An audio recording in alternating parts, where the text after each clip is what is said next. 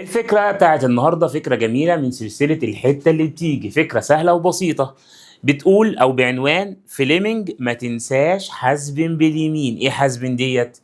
بيقول لي في الشكل الموضح أثناء تحريك القضيب AB جهة اليمين بسرعة منتظمة V فإن إضاءة المصباح، علما بأن المقاومة الأومية للقضيب مهملة وللساقين مهملة. طيب احنا عشان نعرف ايه اللي هيحصل لإضاءة المصباح هنحدد اتجاه التيار المستحث في السلك.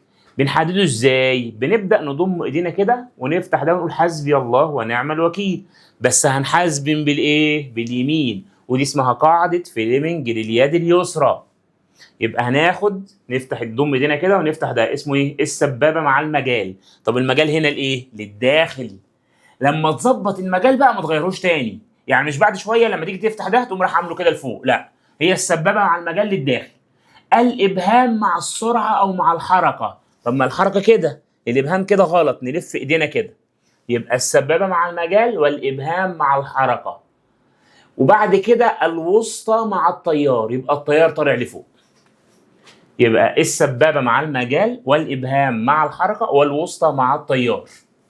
يبقى المجال للداخل، الحركة اللي هو الإبهام ده ناحية اليمين، يبقى التيار ماشي كده من بي لإيه. طيب التيار هيمشي من بي لإيه؟ يبقى هيمشي كده. لكن ما تنساش إن في تيار تاني خارج من الموجب بتاع البطارية، والتيار المستحث والتيار الأصلي بتاع البطارية اللي كده الاتنين في اتجاه إيه؟ واحد، فهيدعموا بعض ويزودوا بعض، فالإضاءة إيه اللي يحصل لها؟ تزداد. تمام؟ طبعا في حته مهمه مش موجوده هنا، لو قال لك مين النقطه اللي جهدها اكبر؟ في حاله السلك ده يعتبر كانه بطاريه ثانيه. التيار بيمشي في البطاريه من الجهد الاقل الى الجهد الاكبر.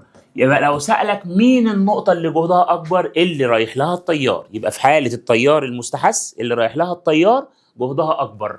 جهدها ايه؟ اكبر، لان التيار بيخش يبدا يشحن من السلك ده. واستنونا في حلقة جديدة من الحلقات سلسلة الحتة اللي بتيجي.